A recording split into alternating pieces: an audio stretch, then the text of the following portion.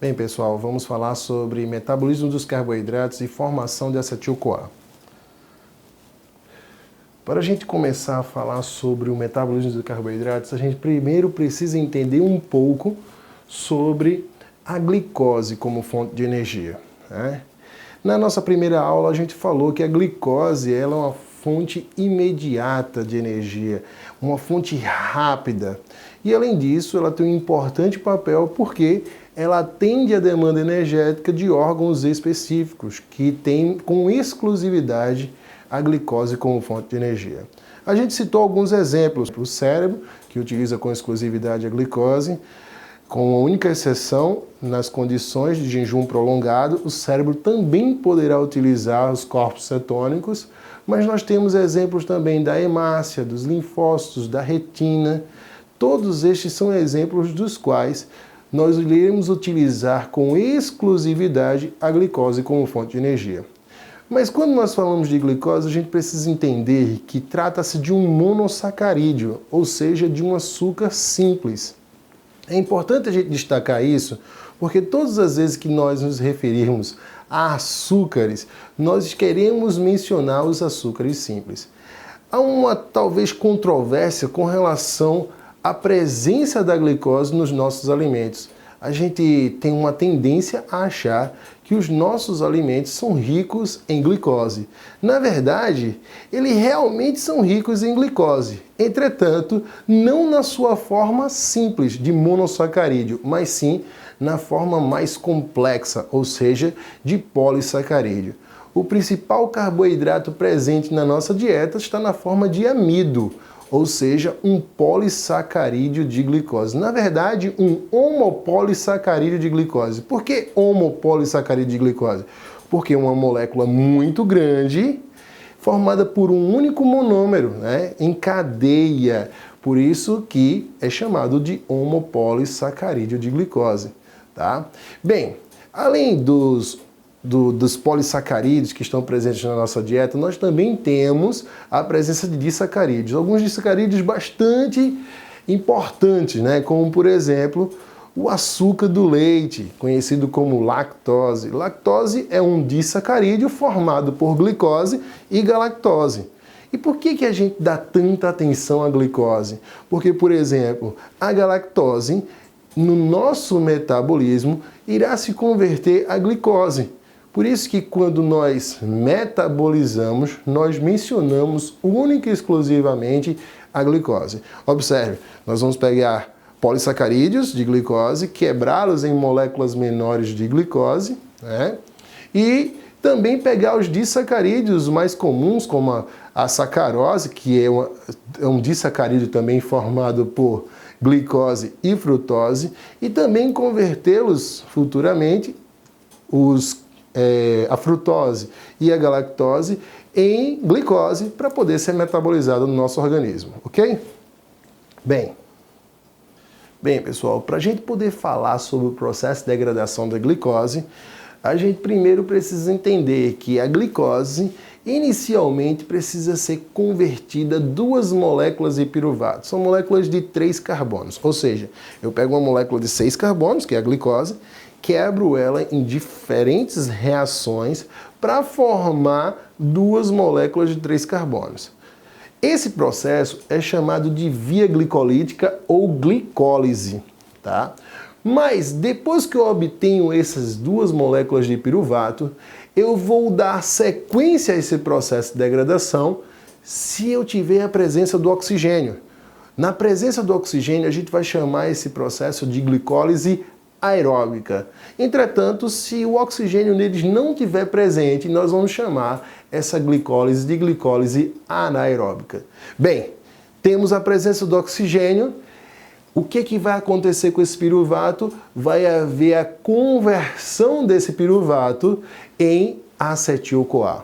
Ou seja, uma molécula extremamente importante porque todos os processos degradativos dos macronutrientes irão convergir para a formação de acetil-CoA. O que eu quero dizer com isso? É que quando eu degrado carboidratos, proteínas e lipídios, eu sempre terei como produto desse processo degradativo acetil-CoA.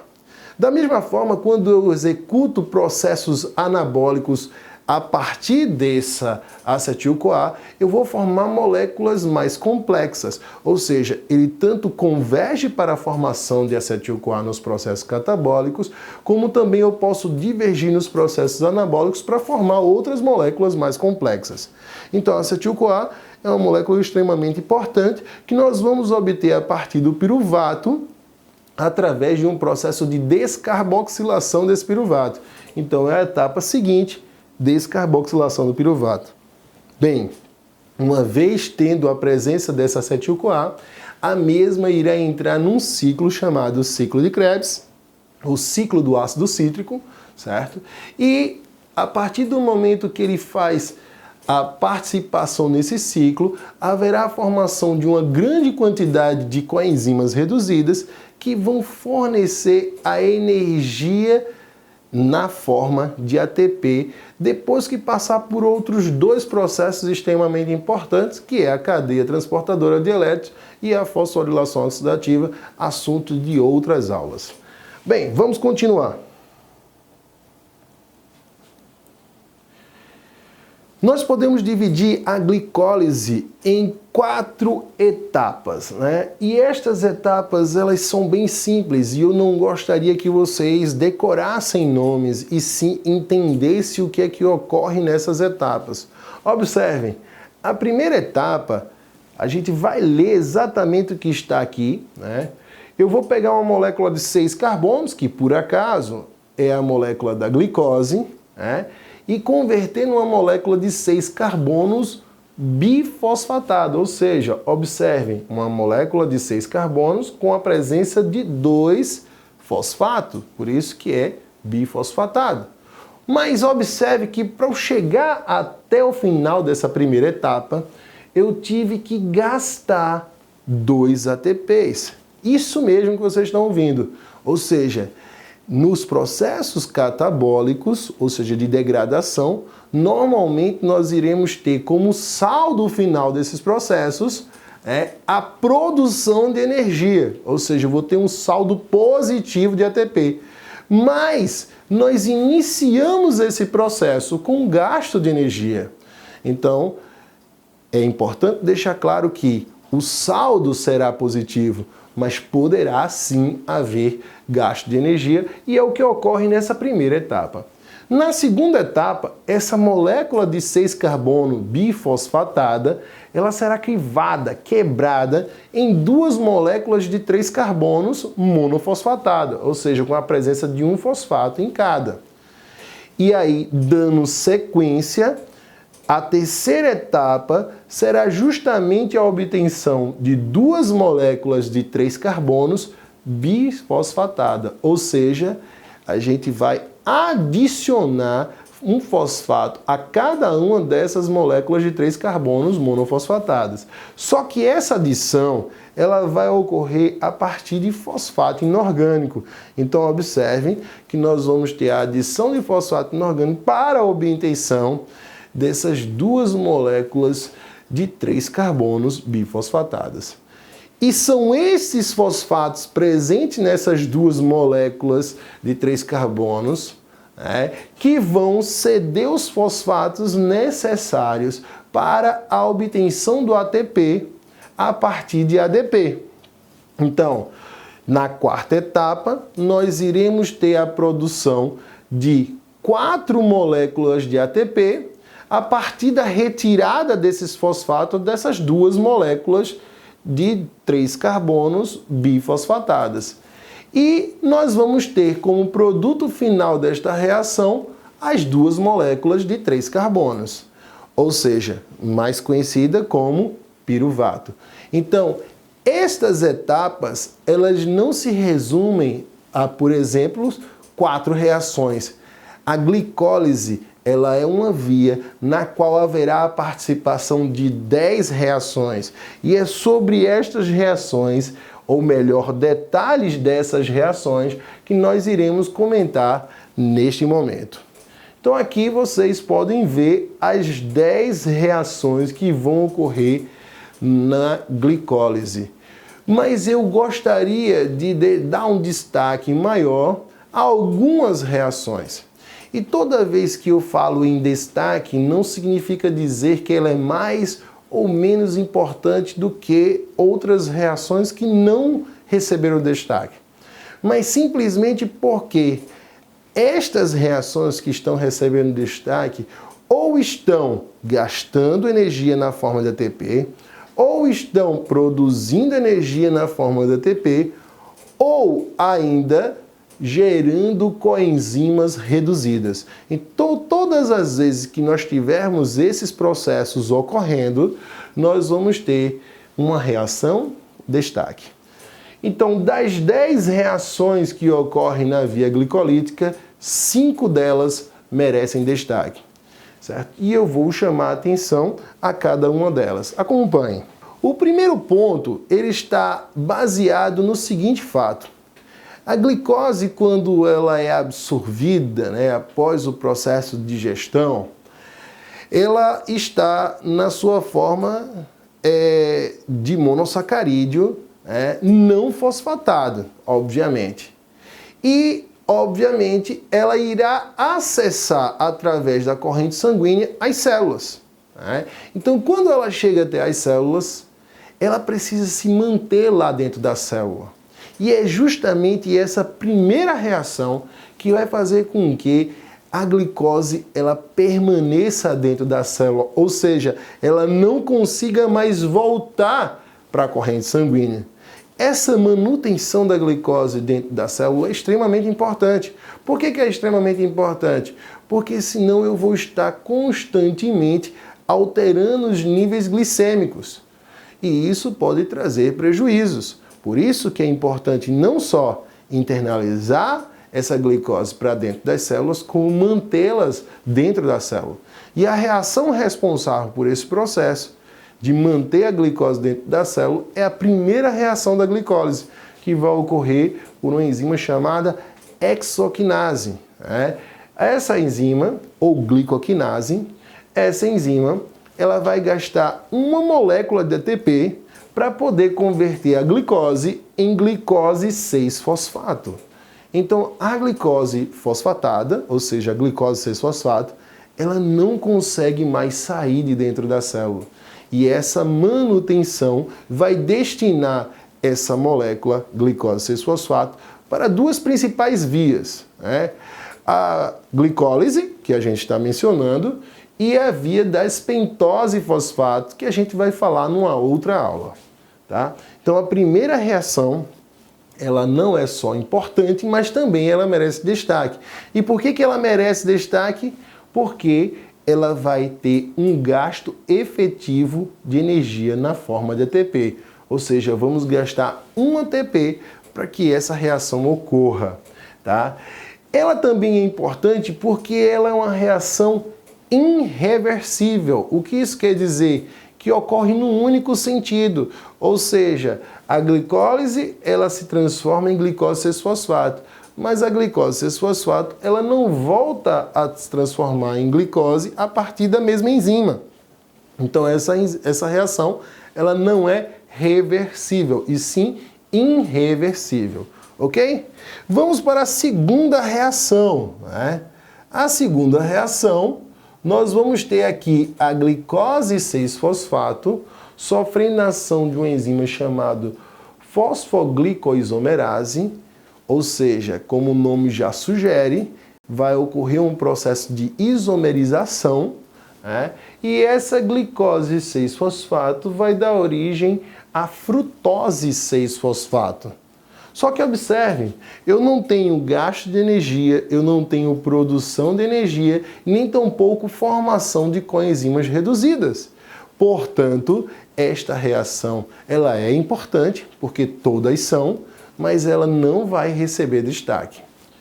Então vamos para a terceira reação da glicólise, onde a frutose 6-fosfato ela vai ser convertida em frutose 1,6 bifosfato.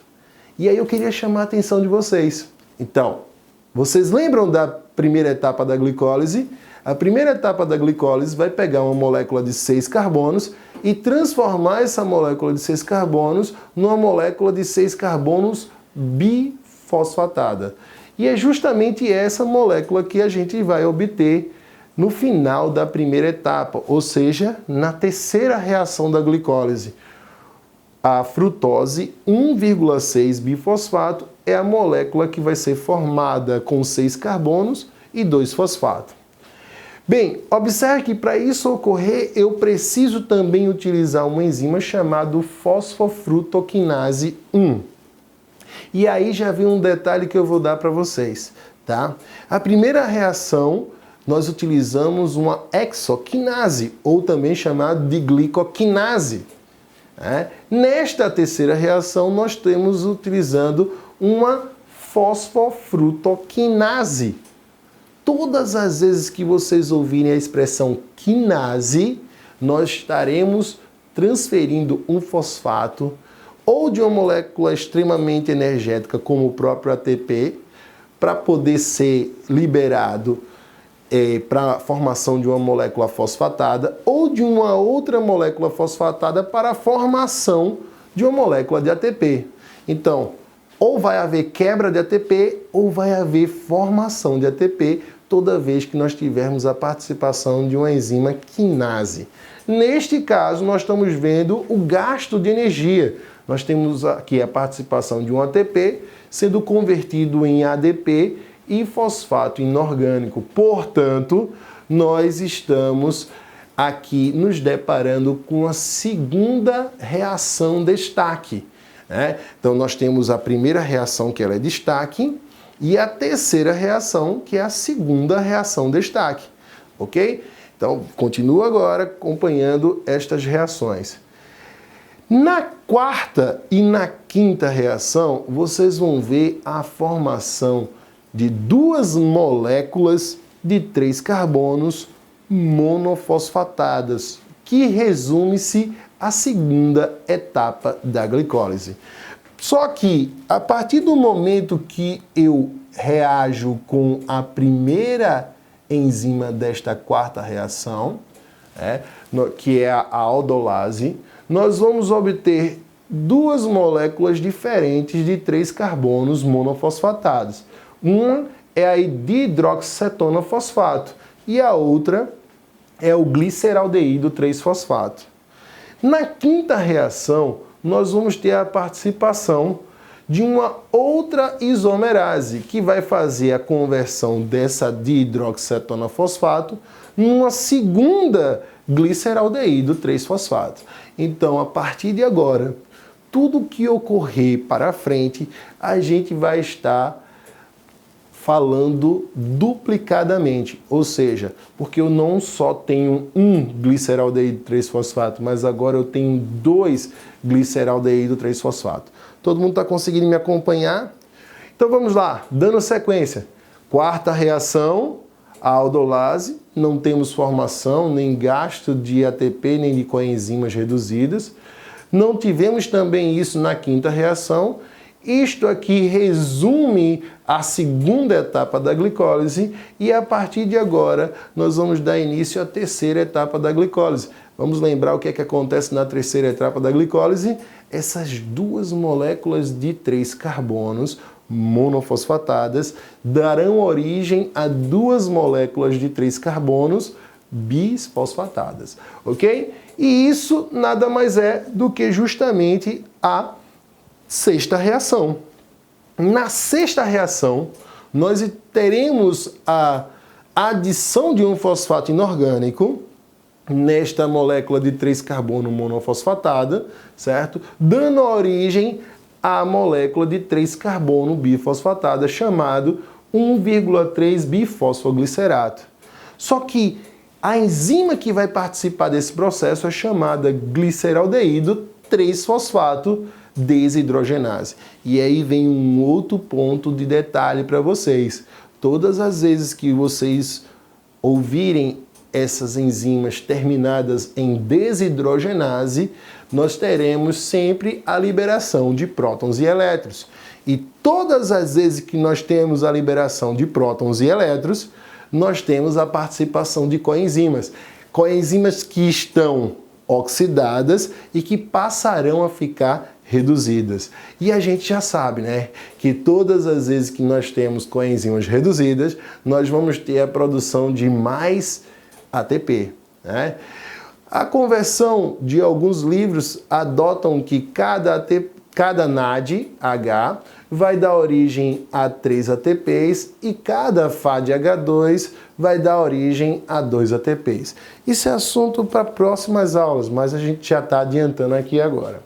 Ok? Então entendemos a sexta reação e acabamos percebendo também que esta é uma reação que merece destaque. Por quê? Porque está havendo a formação de coenzima reduzida. Neste caso, o NADH. Aí eu pergunto a vocês, quantos NADHs estão formando? Aqui está indicando 1. Mas vocês lembram que eu tenho 2-gliceraldeído 3-fosfato? Então essa reação vai ocorrer 2 vezes. Então eu vou ter a formação de 1,3 bifosfoglicerato e 2 NADH.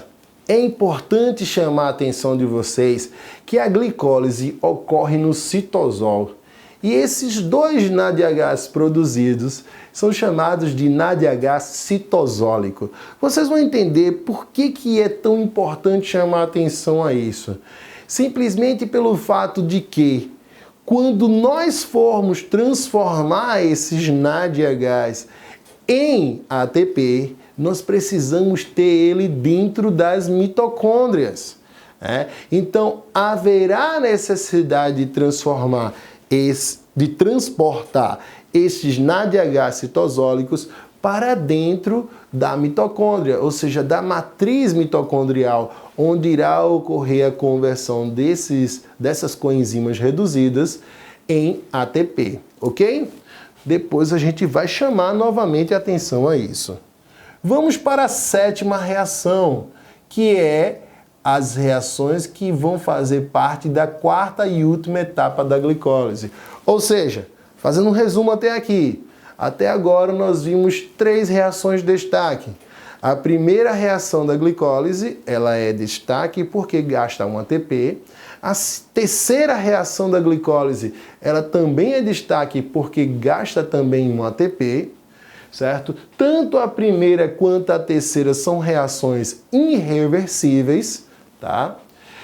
E a 6ª reação da glicólise, ela também merece destaque. Mas por quê? Porque está formando coenzimas reduzidas, tá? A primeira, a segunda e a terceira reação da glicólise fazem parte da primeira etapa. A 4ª e a 5ª faz parte da segunda etapa, a 6ª reação é a terceira etapa e a 7ª, 8ª, 9ª e 10ª é a 4ª etapa da glicólise. Então vamos dar sequência vendo a 7ª reação. Observe que agora, nesta 7ª reação, eu também vou ter a participação de uma quinase. Na verdade, o nome da enzima é a fosfoglicerato quinase. Vocês devem estar assim malucos, né? Poxa, professor, o senhor prometeu que a gente não ia precisar decorar esses nomes, essas reações. Poxa, vai dar um bizu não pra gente poder compreender melhor e não precisar decorar essas reações? Aguarda que no final eu vou fazer um resumo bem legal para que vocês possam entender exatamente o que é necessário compreender da aula de hoje. Tá? Mas eu preciso falar sobre isso. Nesta 7ª reação, tem a participação de uma outra quinase. Só que lembram que a quinase ela vai estar envolvida ou no gasto de ATP ou na formação de ATP? Neste caso, nós estamos falando da formação de ATP. E vocês lembram que nós temos duas moléculas de 1,3 bifosfoglicerato? Portanto, essas reações, até o final, está sempre acontecendo em dobro. Então, se eu estou vendo aqui a formação de um ATP, na verdade, nós estaremos formando 2 ATPs. Esta 7ª reação ela é extremamente importante e também merece destaque, obviamente, porque ela está relacionada à formação de ATP. Mas por que exatamente ela é importante? Ela é importante porque nós estaremos pagando os ATPs gastos na primeira e na terceira reação da glicólise. Então, esta reação é extremamente fundamental para o pagamento do gasto energético. Se chegamos até aqui, até agora nós não tivemos saldo positivo. Por quê? Porque os 2 ATPs que nós gastamos na primeira e na terceira reação estão sendo pagos por esses 2 ATPs que estão sendo formados na 7ª reação, ok? Bem, obtivemos o 3-fosfoglicerato nessa 7ª reação. E aí nós temos a reação 8, que ocorre por ação de uma mutase, chamada de fosfoglicerato mutase, que vai converter o 3-fosfoglicerato em 2-fosfoglicerato.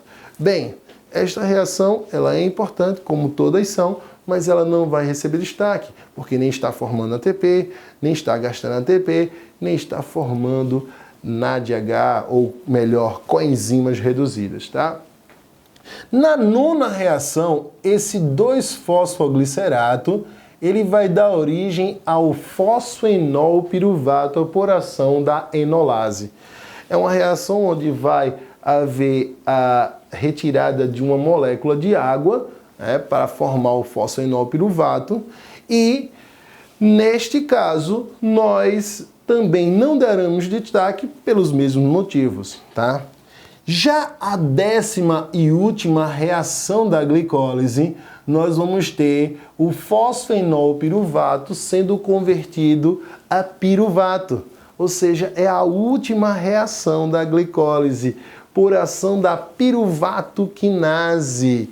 Vocês devem estar se perguntando, poxa, professor, você poderia dizer aí se a gente vai ter que decorar algum nome de enzima? Bem, se tem um nome de enzima que vocês vão ter que decorar, é este, piruvato quinase. Por que vocês vão ter que decorar o nome da piruvato quinase? Simplesmente pelo seguinte fato. A piruvato quinase é uma enzima que vai ser responsável pelo saldo energético desta via. Vocês lembram que na 7ª reação nós produzimos 2 moléculas de ATP, não é verdade?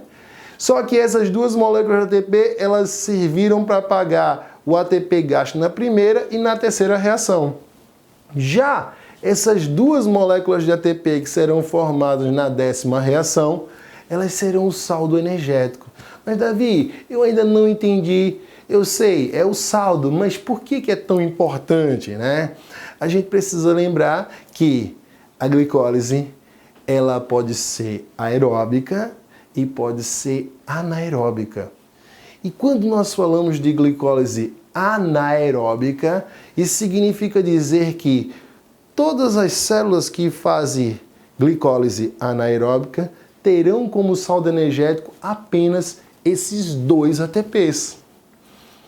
Já os tipos celulares que vão fazer glicólise aeróbica, na presença do oxigênio, a gente vai ter um saldo de ATPs muito maior, porque nós vamos encaminhar esses piruvatos para um processo chamado de descarboxilação e, em seguida, para o ciclo de Krebs, que dará origem a uma grande quantidade de coenzimas reduzidas que vão proporcionar esse saldo maior de ATP a partir da oxidação total dessa glicose. Ou seja, todas as células que fazem glicólise anaeróbica terão apenas 2 ATPs de saldo. Davi, me dá um exemplo aí de células que fazem glicólise anaeróbica. Por exemplo, as hemácias. As hemácias são células que vão fazer glicólise anaeróbica. Poxa, Davi, mas por que as hemácias vão fazer glicólise anaeróbica? Primeiro, a gente precisa lembrar que as hemácias são células bastante simples que não têm a presença de mitocôndrias. Bem, e o ciclo de Krebs ocorre dentro da mitocôndria. Não é pelo fato de não ter oxigênio.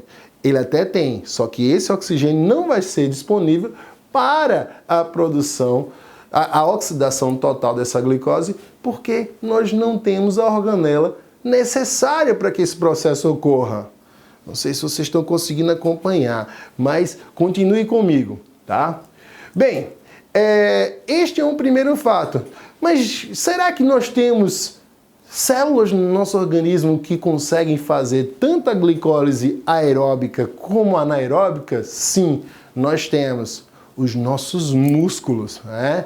O nosso músculo, ele vai fazer majoritariamente a glicólise aeróbica, ou seja, na presença do oxigênio, produzindo uma grande quantidade de energia.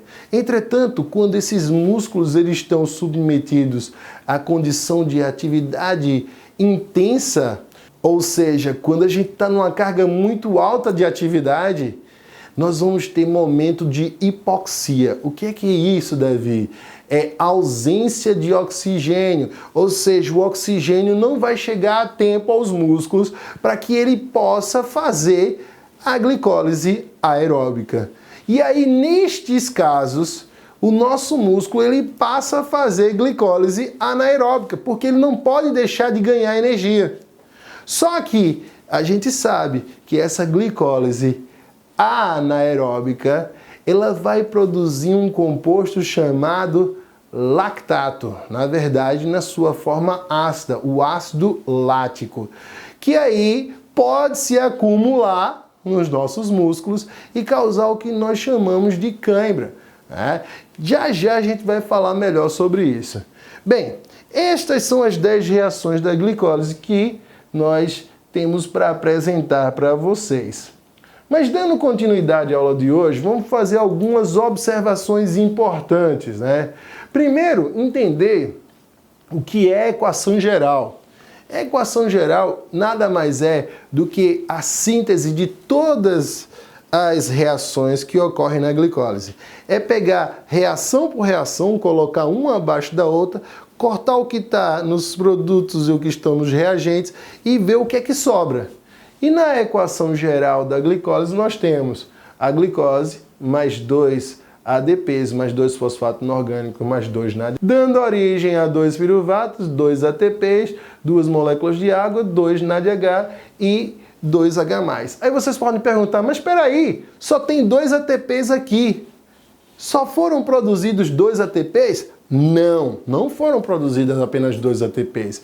Mas vocês devem recordar que, apesar de não terem sido formados apenas 2 ATPs, porque foram 4, vocês devem lembrar, 2 ATPs foram formados na 7ª reação e outros 2 ATPs foram formados na 10ª reação.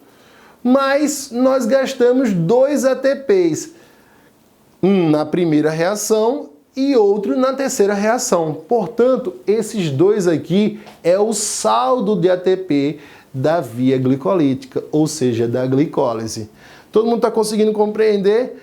Então, se a gente tivesse que fazer um resumo de toda essa via glicolítica, o que é que eu preciso saber? Vocês precisam saber que a via glicolítica tem 10 reações, mas dessas 10 reações, apenas 5 merecem destaques.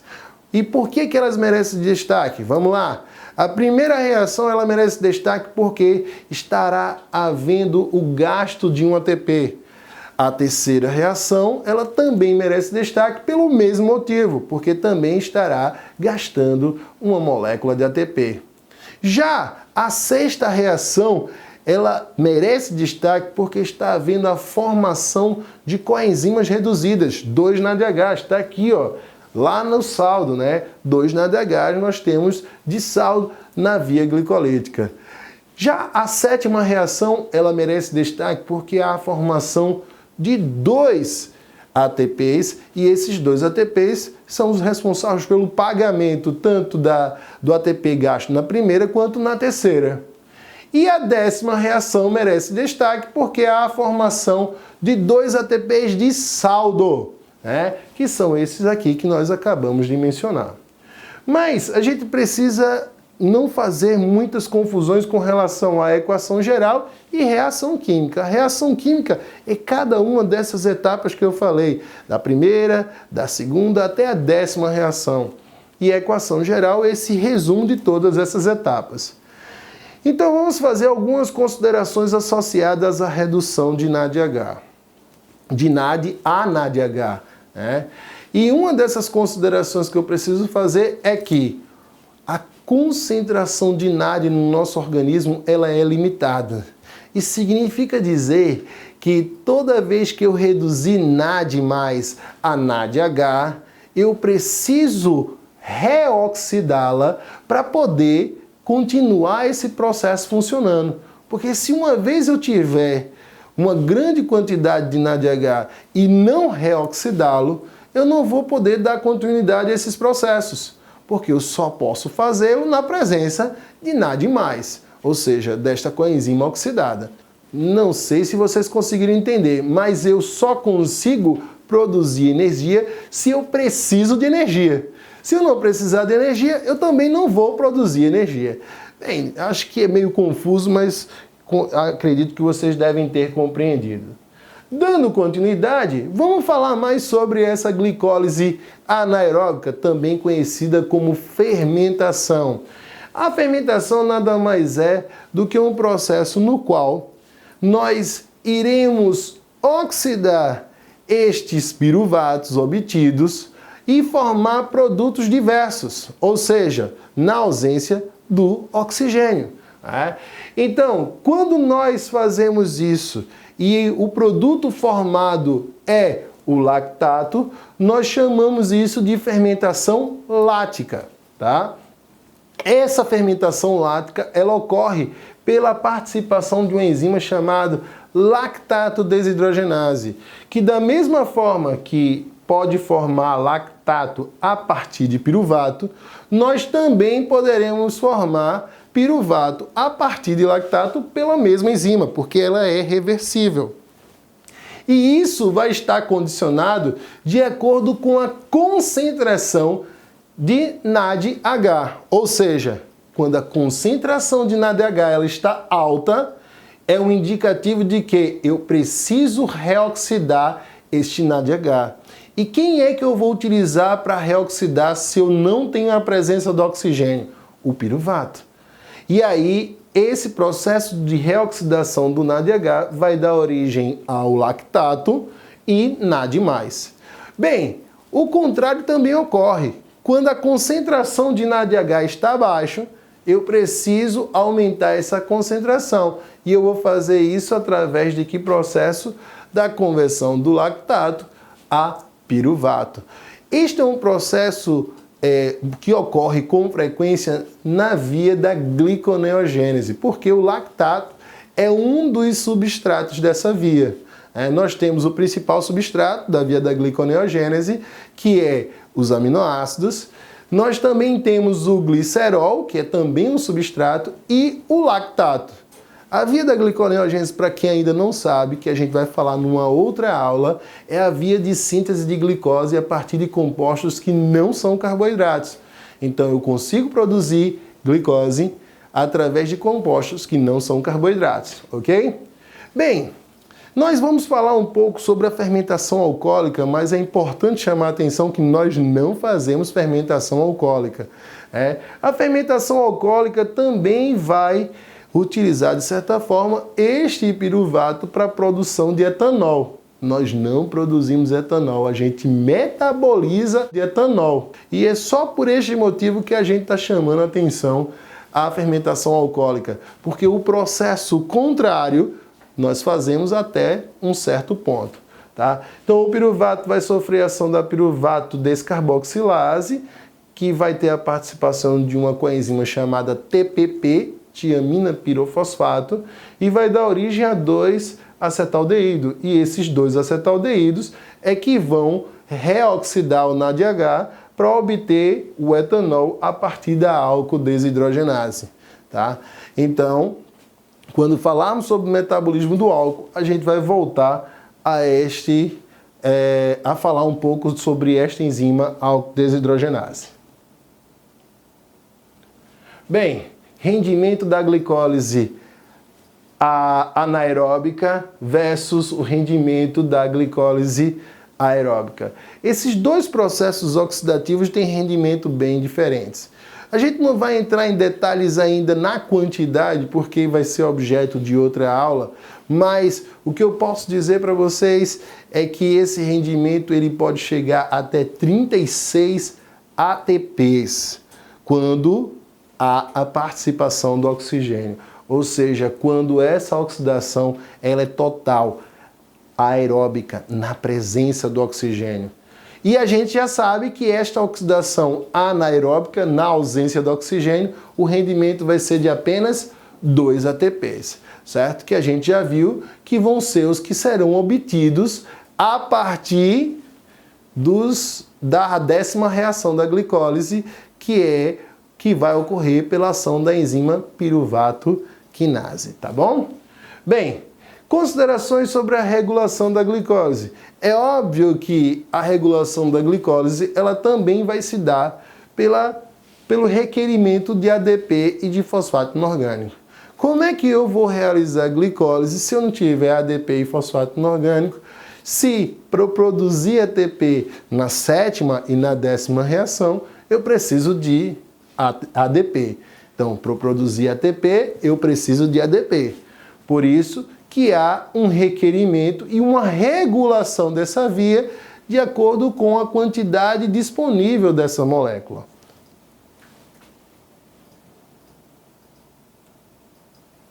Bem, e sobre a conversão deste piruvato a acetil-CoA, processo que nós chamamos de descarboxilação do piruvato. O que a gente pode fazer de considerações? Bem, a conversão de piruvato a acetil-CoA, ele aparentemente parece ser simples, né? Nós estamos vendo aqui uma reação no qual o piruvato, que é uma molécula de 3 carbonos, vai perder um carbono por um processo de descarboxilação, que haverá a participação de uma coenzima chamada NAD+, que vai ser reduzida a NADH. A partir desse processo de descarboxilação, irá formar uma molécula de 2 carbonos chamado radical acetil, que estará associado a uma outra coenzima chamada coenzima A. E aí dando origem a esta molécula do produto final desse processo de descarboxilação, que é acetil-CoA. Bem, então, no processo de descarboxilação do piruvato, nós teremos a formação de acetil-CoA. Então, nós conseguimos ver claramente aqui a participação de 2 coenzimas. A primeira coenzima é a NAD e a segunda coenzima é a coenzima A. Mas será que só são essas 2 coenzimas que participam desse processo? Ou será que tem outras? Na verdade, esse processo ele não é tão simples quanto parece. Por quê? Quem participa desse processo é um complexo multienzimático formado por 3 enzimas e 5 coenzimas. A gente não vai entrar em detalhes sobre esses processos, mas o que eu quero chamar a atenção de vocês é que as 5 coenzimas que participam desse processo são o NAD, que a gente já mencionou, o FAD, que vocês também já conhecem, mas também nós teremos a participação das coenzimas ácido lipoico, coenzima A, que a gente também já apresentou, e a TPP, a tiamina pirofosfato. Bem, vocês estão ouvindo um nome que talvez lhes chamem a atenção. Tiamina. É isso mesmo, a tiamina, derivada da vitamina B1. Ela é extremamente importante nos processos metabólicos. Na verdade, todas as vitaminas do complexo B, eles estão relacionados ao nosso metabolismo, tá? Ou seja, a nicotinamida, que é o nosso NAD, é também oriundo de vitaminas do complexo B. A riboflavina, né, que vai dar origem ao FAD, é também oriundo do complexo das vitaminas B. Então observe que as vitaminas B, elas não são coenzimas, mas elas irão dar origem a importantes coenzimas do nosso metabolismo, tá? E eu falei que era um complexo multienzimático formado por 3 enzimas, chamado, na verdade, de complexo piruvato desidrogenase. Então, como o nome já sugere, vai ter a liberação de prótons e elétrons e, como vocês já viram, vai ter a formação de NADH. Na verdade, 2 NADH porque são 2 piruvatos. Só que lembrem-se, Esse processo de descarboxilação do piruvato, ele ocorre dentro da matriz mitocondrial, ou seja, já vai ser dentro da mitocôndria. Então, os únicos NADs citosólicos que nós temos é o da via glicolítica, ou seja, da glicólise que nós obtivemos lá na sexta reação da glicólise, ok? E como é o nome das enzimas que vão estar participando desse complexo multienzimático? A piruvato descarboxilase, a dihidrolipoil transacetilase e a dihidrolipoil desidrogenase. Então são 3 enzimas que vão formar o complexo piruvato desidrogenase. Aí eu gostaria de provocar vocês, né? Bem, o que pode ocorrer numa suposta deficiência do complexo piruvato desidrogenase? Eu gostaria de desafiar vocês a trazerem essas respostas na nossa próxima aula, tá bom? Mas além disso, para a gente poder concluir a aula de hoje, nós vamos também lançar um outro desafio que está relacionado a erros metabólicos hereditários da via glicolítica, intimamente relacionado à enzima que nós demos maior destaque, que é a piruvato quinase. Eu gostaria que vocês pesquisassem qual é a relação da deficiência da piruvato quinase e da anemia hemolítica hereditária. Será que existe realmente uma relação? E que relação é essa? E por que essa relação existe? Tragam-me essas respostas na nossa próxima aula, que acontecerá presencialmente. Eu agradeço a atenção de vocês e espero que vocês tenham gostado. Até a próxima aula.